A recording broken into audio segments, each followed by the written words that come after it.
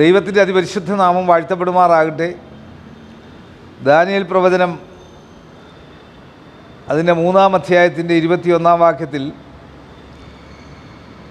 അങ്ങനെ അവർ ആ പുരുഷന്മാരെ അവരുടെ കാൽച്ചട്ട, കുപ്പായം, മേലാട മുതലായ വസ്ത്രങ്ങളോടുകൂടെ ബന്ധിച്ച് എരിയുന്ന തീച്ചൂളയിൽ ഇട്ട് കളഞ്ഞു. ഇടാൻ കൊണ്ടുപോയവനെ കത്തിച്ചു. ഇട്ടവൻ ദൈവത്തെ പാടി ആർത്ത് സന്തോഷിക്കുക. ഈ കാലഘട്ടങ്ങളിൽ സഹിഷ്ണുത, സഹനം, പേഷ്യൻസ് ഇത് കുറയുന്ന കാലഘട്ടത്തിലാണ് ജീവിക്കുന്നത്. ഒന്ന് പറഞ്ഞ് രണ്ടാമത്തേതിന് എല്ലാവർക്കും ദേഷ്യമാണ്. ആരെയും ആർക്കും അംഗീകരിക്കാനായിട്ട് കഴിയുന്നില്ല. എല്ലാവർക്കും മേലാളാകണം, അല്ലെങ്കിൽ യജമാനനാകണം. ദാസനാകാൻ ആരുമില്ല, ദാസനാകാൻ ആർക്കും സമയവുമില്ല. എന്നാൽ ദൈവികമായ കാഴ്ചപ്പാടിൽ അടിമകൾക്ക് സംഭവിച്ച കാര്യമാണ് പറയുന്നത്. ശദ്രക്, മേശക്, അബേദ്നെഗോ, ദാനിയേൽ പ്രവാചകൻ ഉൾപ്പെടെ പിടിച്ചുകൊണ്ട് വന്ന അടിമകളാണ്. എന്നാൽ അവരുടെ വിശ്വാസത്തിൽ നിന്ന് അവർ വ്യതിചലിച്ചിട്ടില്ല. അവരുടെ ദൈവത്തിൻ്റെ ഭക്തിയിൽ നിന്ന് വ്യതിചലിച്ചിട്ടില്ല. നമ്മളൊക്കെ തക്കം വരുമ്പോൾ വ്യതിചലിക്കുന്നവരാണ്. എന്നാൽ ദൈവത്തെ അടുത്തറിഞ്ഞൊരു ഭക്തൻ അവൻ്റെ ഏത് പ്രതികൂലങ്ങളും, അവൻ്റെ ഏത് പ്രതിസന്ധികളിലും അവൻ്റെ ഡിസിപ്ലിൻ കാത്തു സൂക്ഷിക്കും.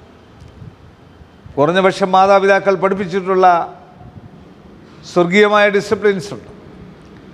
കുടുംബ പ്രാർത്ഥനയും, ഞായറാഴ്ച ആരാധനയും, കാത്തിരിപ്പ് യോഗവും, സാക്ഷിയോഗവും, വെള്ളിയാഴ്ച ധ്യാനവും ഒക്കെ. അതൊക്കെ കളഞ്ഞു ഒളിച്ചൊരു ലോകത്തിൽ നമ്മൾക്ക് എന്നും തീച്ചൂളയായിരിക്കും. നിൻ്റെ തീച്ചൂളയിൽ യേശു കർത്താവിൻ്റെ പരിശുദ്ധാത്മാവിൻ്റെ എയർ കണ്ടീഷണർ ഫിക്സ് ചെയ്യുവാൻ നീ ഒന്നും ചെയ്യേണ്ട. നിൻ്റെ ജീവിതം ക്രമപ്പെടുത്തണം. നീ ക്രിസ്തുവുമായിട്ടുള്ള ദൃഢമായ ബന്ധത്തിൽ നിൽക്കുമ്പോൾ നിൻ്റെ പ്രതികൂല സാഹചര്യങ്ങളെ ദൈവം അനുകൂലമാക്കും. കണ്ണുകളടയ്ക്കാൻ പ്രാർത്ഥിക്കാം. കർത്താവേ, തീച്ചൂളയുടെ അവസ്ഥയിലൂടെ കടന്നു പോകുന്ന വ്യക്തി ജീവിതങ്ങൾ ഈ വചനം കാണുന്ന കേൾക്കുന്നു. എല്ലാവരുടെ മേലും ദൈവത്തിൻ്റെ ശക്തി ഇറങ്ങിക്കാട്ടെ.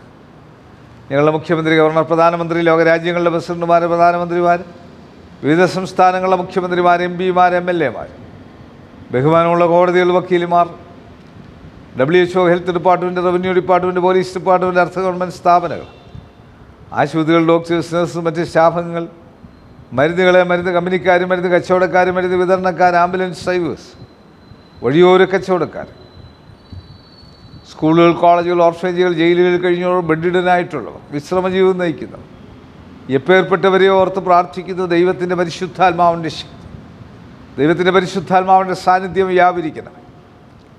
കർത്താവിൻ്റെ കരുണകൃപ കൂടിയിരുന്ന് ഈ വചനം കാണുന്ന കേൾക്കുന്ന എല്ലാ ഭവനങ്ങൾക്കും പരിശുദ്ധാത്മാവിൻ്റെ തണുപ്പ്, പരിശുദ്ധാത്മാവിൻ്റെ ശാന്തത, പരിശുദ്ധാത്മാവിൻ്റെ സാധ്യതകളെ കൊടുത്ത് അനുഗ്രഹിച്ചാൽ. യേശുവെ നന്ദി, യേശുവെ സ്തോത്രം, യേശുവെ ആരാധന, യേശുവെ മഹത്വം. യേശു മൂലം പ്രാർത്ഥന കേൾക്കണം നല്ല പിതാവേ. ആമീൻ. God bless you. തീരാത്ത കനിവിൻ്റെ കനലാണു തീക്കനൽ, അണയുവാനൊരുങ്ങും ഈ ചാരത്തെ അഗ്നിയായി മാറ്റിടും തീക്കനൽ. തീക്കനൽ, തീക്കനൽ,